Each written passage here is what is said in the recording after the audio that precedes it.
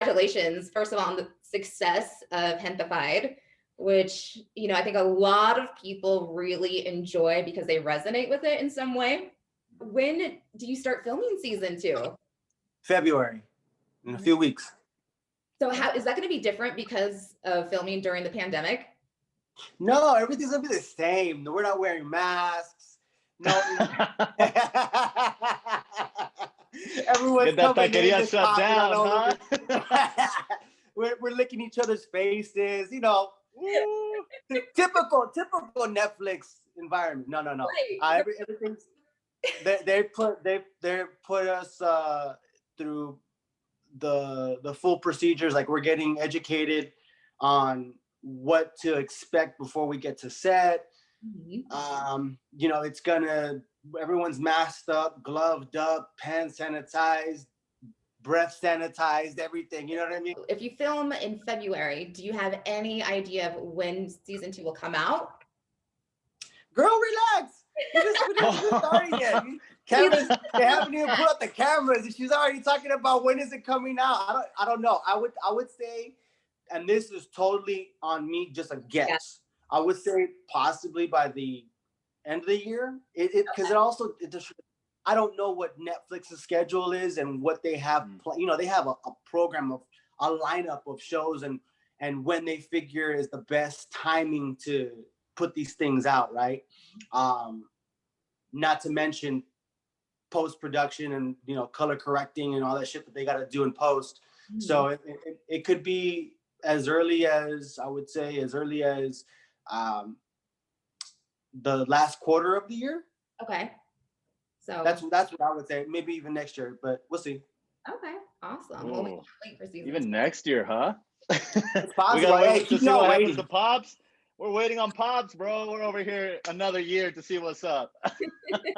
Listen, I'll tell you this much. I haven't even got to see anything or heard, and they haven't given us nothing in regards to storyline for this upcoming season. Why did you resonate with your character? What made you want to play Eric Morales and bring him to life? I would say it's the first character that I've played that I really saw myself in the character. And the best way I could describe it is, I read in particular scenes where there was the banter between the cousins. I felt like they really captured the sense of how I communicated with my siblings and my cousins, and talking shit. We all talk shit to each other, and it's all grounded in love. And that's what that's whether it be part of the culture or what. That's just how I grew up. And I was like, oh shit. It was like looking into the window of my family to some degree. Yeah, no, I think that's why so many people related to it, because it does have that cultural family aspect. Yeah, and I love that. And I mean, the show addresses multiple social issues, which is part of why I loved it. Even starting with the name, you start with Gentefied, which is a take on gentrification and the huge impact that it has on neighborhoods. But then when I read it, I see that it's gente, or people, first. Do you think that this was done on purpose? No. This guy's gonna give us nothing. Of course. It's the play on words, right? Gentrification, gentrification. Yeah. And I think that, to me, that word, putting it before everything else, it just shows that resistance, that our people, nuestra gente, at the end of the day, we're resilient and we're ready to fight for our neighborhoods and the people we love. Did you feel that throughout the show, on top of the family dynamic? I would say so. It's definitely a part of it, just to show. I think they're just trying to show the most authentic story possible, and that is a part of the story. And then, unfortunately, as we know, that social issues have the tendency to amplify or feed off each other, right? And as we saw in the Morales family, they had to overcome the impacts of racism, gender inequality, classism, a broken immigration system, all while at the same time dealing with displays from the only home they know. How did it feel to be a part of such a big and powerful influence, especially on a platform like Netflix? I always, go back to that. When I went to the audition, I told them this show is a hit. I could see it on through the page. I knew, I believed, whether it did or didn't. I truly would have put my money where my mouth is when I say that I thought the show was going to be a hit because it did all those things and because it was so impactful. I think the only thing about this project that I don't fully grasp is the impact that it has on the community. I'm not going to really totally grasp the impact it has until it's done, until it's we're on the other side of it, right? Mm-hmm. And you're receiving messages and you're hearing people's response. That's when I'd fully grasp it, and that's what happened. I'm like, wow, it's really amazing to be a part of something that's so impactful. That's never been my goal as an artist. I know a lot of people that may be their goal. That wasn't mine. Now, I got into this industry to have fun. That's why I'm an actor. Or excuse me, I don't even like that word because I'm not an actor. I'm a horrible actor. I play for real. Every emotion you see out of me is 100% as authentic as can be, because I just try to commit to every moment as much as I can. Eric, who started the program at the Takedi to encourage the neighborhood kid power in books and the value of education, that was something huge, so impactful. And my question would be if that's something that JJ would do. Yeah, well, I'll tell you this much. I worked for the LAUSD, Los Angeles Unified School District, for who doesn't know what that is. I worked for the school district for, I want to say from the time I was 19 to 27 or something like that. I worked for the school district for a long time. I've worked with kids for a long time. So I know how to communicate with kids very well. I'm very comfortable around kids. I'm a kid myself in many ways. That part of Eric is something that's very relatable to myself. You've had success before Gentefied as well, but this really is on a different level. What's the biggest change that you've seen in your life since the success? Honestly, none. Like I said, I've been doing this for quite a long time. I've been making my living as an actor for the past, very fortunate to say, I think the past 10 years. Mm-hmm. I've been on other series, and I just what's the biggest difference between this show and other shows that was a series regular on the other shows is the platform is bigger. Mm-hmm. Netflix is a very big platform, and it reaches all across the world. And it's obviously very popular. So in regards to my personal life, not much has changed.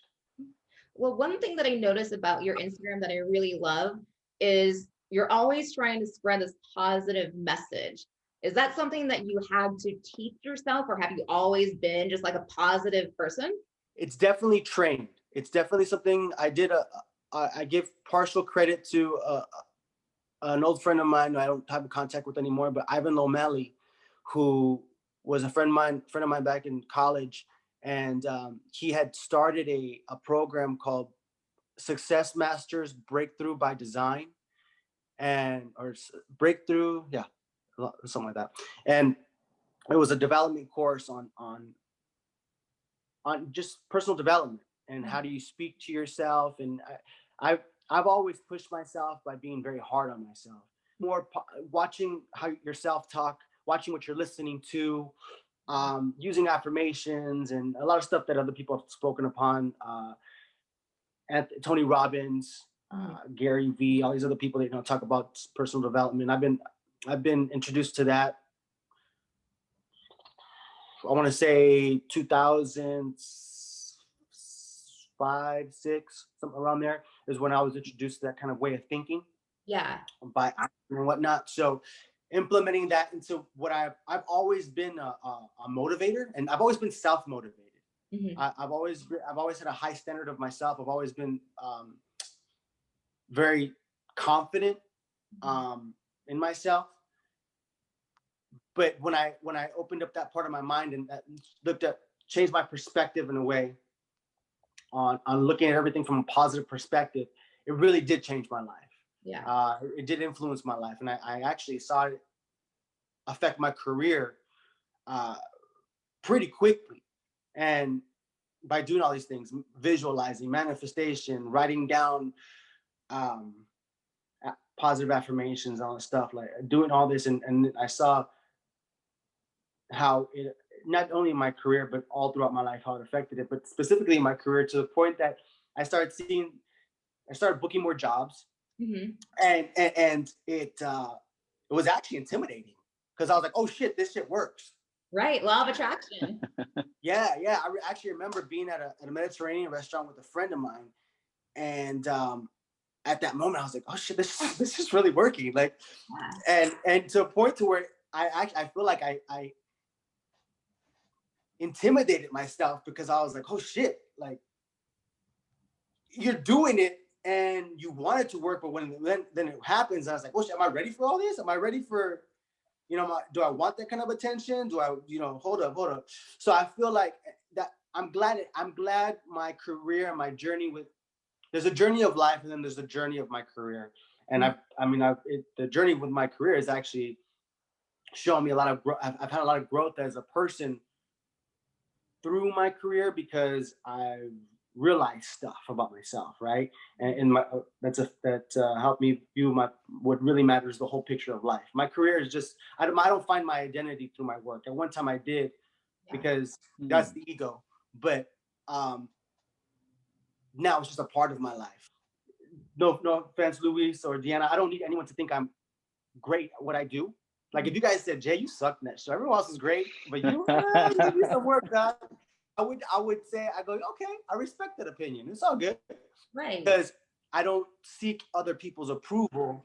Mm-hmm. I don't seek anyone else's approval. I look, you know, within for my approval, which is, we talk about how I'm very positive and everything. And I try to use my social media platform and my word of mouth to share my mentality with others, because I believe in some way I have cracked the code, so to speak, on how to live life. At least I can only speak for myself, because I've experienced purpose in life is to inspire people, and other people have done it before. We say Tony Robbins and all these other motivational speakers and whatnot. I definitely am in the same vein of those people, because it's something that comes natural to me. Yeah. And it's I feel just the need to share. I feel the need to be like, yo, man, like my life is awesome. I live in a fucking condo, and it's nice and grateful for it and everything. Not to talk down about it, but what I'm trying to say is I don't live in no big mansion. I don't have brand new cars and everything. But yet my life is awesome because of my perspective. Yes. I look at my life, and I try to share that with people. And yo, don't wait to live your best life, so to speak. Mm-hmm. Don't wait till you have these materialistic things or attention to feel that's what you need to enjoy your life. Right. Enjoy it now, because tomorrow is not certain. Right. And life is there. You're already blessed by having this. You're blessed in this moment right now. And you do travel a lot. Do you have like a favorite travel story? Costa Rica was awesome. It was amazing. Came off a series I was shooting in Puerto Rico. It was just magical. Did a great series I'm very proud of in Puerto Rico. Then went to Costa Rica and spent 3 weeks there. And I was like, I told my team, my agent, I go, for the first time, I'm not looking at any auditions. Don't come to me for nothing. I'm just going to enjoy my time. Because usually as an actor, you're carrying your tripod and your phone everywhere to make, if they need an audition, you could to read with and toss it up and, send it on its way. This time I was purely just wanted to enjoy my time and unplug, just soak it up. Yeah. Unplug, so to speak, right? Or plug in, really, because nature is like you get connect. You people say disconnect to connect. Right? Yeah. It's funny how that works. But so I went out there, and then they're still sending me stuff. I'm like, nah. And during that time, at the end of my trip, Gentefied came across my emails, and I read it, and I was like, damn it. And the reason I said damn it was because the script was so damn good. I was like, I gotta find somebody to read with out here. Damn it! Like, it's taken away from my vacation time. Like, this project is worthy of my time and my effort. Mm-hmm. But now I gotta go do that shit, right? I was like, damn, they gave me a gem, and now I gotta freaking find somebody to do it. So do you have a favorite memory from shooting, like season 1? I'll just go to a personal moment where I was actually born in Boyle Heights at White Memorial Hospital, Mm-hmm. and it was one of the, I think it might have been the first day or one of the first days of shooting. So Eric and Lydia are walking out. They walk out of the hospital, and the hospital we're walking out of is this hospital that I was actually born at. Oh, wow. Okay. And what to take that even further, that wasn't just it. Not only are we walking out of the hospital that I was just born at, but we're looking at the ultrasound from our baby in the show, right? Mm-hmm. So like the scene is how convenient that I'm doing a scene where I'm playing a father, and it's of an ultrasound of a baby, and I'm like, and this is the hospital I was born at. Like, the chance, like, what are the odds? What are the chances? It's not me doing a drug deal out of the hospital I was born at. It wasn't like me buying a paleta or some shit. It was holding an ultrasound of a baby, and I was just like, and this is not what I wanted to do for a living. Acting was not what I wanted to do. I wanted to be a professional athlete. Okay. So, Oh, snap. So okay. so the fact that life had brought me full circle, literally, like, back to where I was born, and it's doing a scene with this freaking ultrasound of a baby, I was like that. That's my best answer. Right, because you can't write that. Exactly. That's just life happening. What kind of athlete did you want to be? Going back to that. Well, first of all, I identify more as an athlete than anything. Not an elite athlete, but I am an athlete through and through. I played baseball for earlier years of my life. I've always been into combat sports. I didn't start training until later on in life, like around 27 or so, maybe a little bit later. But yeah, I've always loved combat. I played football in high school as well. I practiced way more than I played, but I did. So those are the sports I played. Recreationally, I played, basketball, football, everything. But I think I think in my blood, it's a fighter. I've always been a fighter in life. I've been a fighter in life. As a child growing up, I did envision myself playing for the Dodgers.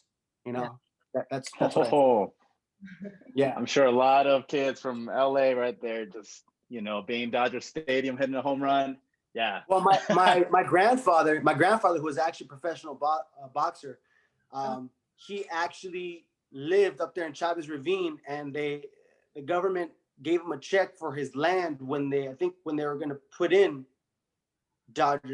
build Dodger Stadium and all the houses in the area. Oh, wow. This story is, I'm passing this story to you from my mom. My mom told me that when they were young, when my grandfather had this little house up there in Chavez Ravine, that they gave him a check to buy his house because they were going to use that land for Dodger Stadium. JJ, thank you so much. I know you're busy, and we look forward to seeing you and all you do in the 2021 and next season of Gentefied. And I know you're going to, keep on showing up. So thank you so much for even taking the time to talk with us today. Like I said, I appreciate y'all reaching out and even caring to talk to me. So, yes, I am busy, but thank you again.